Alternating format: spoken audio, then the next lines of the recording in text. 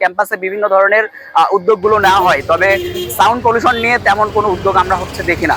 কারণ দেখা যায় যে বিভিন্ন সময়ে ক্যাম্পাসে যে অনুষ্ঠানগুলো হয় সেগুলোতেও অতিমাত্রায় সাউন্ডের ব্যবহার করা হয়, যেখানে দেখা যেত যে একটা দুইটা যদি সাউন্ড বক্স দিয়ে পুরো প্রোগ্রাম চালানো যেত, সেখানে হচ্ছে 12-13টা বা 15-16টার বেশি আমরা সাউন্ড বক্স দেখি।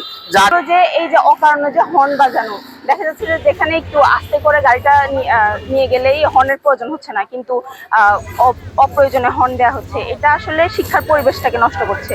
ক্লাসের আশেপাশে যখন এরকম শব্দ হচ্ছে তখন ক্লাসের থেকে মনোযোগ সরে যাচ্ছে। আমাদের দেশের বিশ্ববিদ্যালয়গুলোতে অনেক সচেতনতার অভাব, যার কারণে দেখা যাচ্ছে যে আমরা এখানে দাঁড়িয়ে চারিদিকে শুধু আওয়াজ শুনছি, হর্নের আওয়াজ।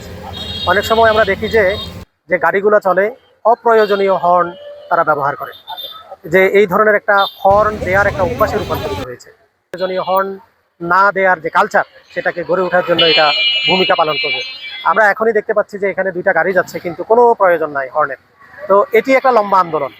আজকে আমরা প্রথমত সচেতনতার জন্য নো হর্ন বিভিন্ন লিফলেট লাগালাম, এরপরে আজকে আমরা প্রতিবাদ করলাম, একটা মানববন্ধন করলাম। তারপরে আমরা বিভিন্ন যারা পার্টিকুলার ড্রাইভাররা আছে বিশ্ববিদ্যালয়ের, যারা এখানে গাড়িগুলো আছে, সবাইকে আমরা লিফলেট দিয়ে এবং তাদেরকে বলে সচেতন করতে হবে। সাথে সাথে আমাদের শিক্ষার্থী বা যারা আছে তারাও এমন অবস্থা তৈরি করবে না যেন বাধ্যতামূলকভাবে গাড়িগুলো হর্ন দিতে হয়, কারণ তারা চলার পথে তারা একটা শৃঙ্খলা মেনে চলবে, যেন হর্নের প্রয়োজন কম হয়। তো সেই জন্য আমরা সবাই মিলে সচেতন হতে হবে।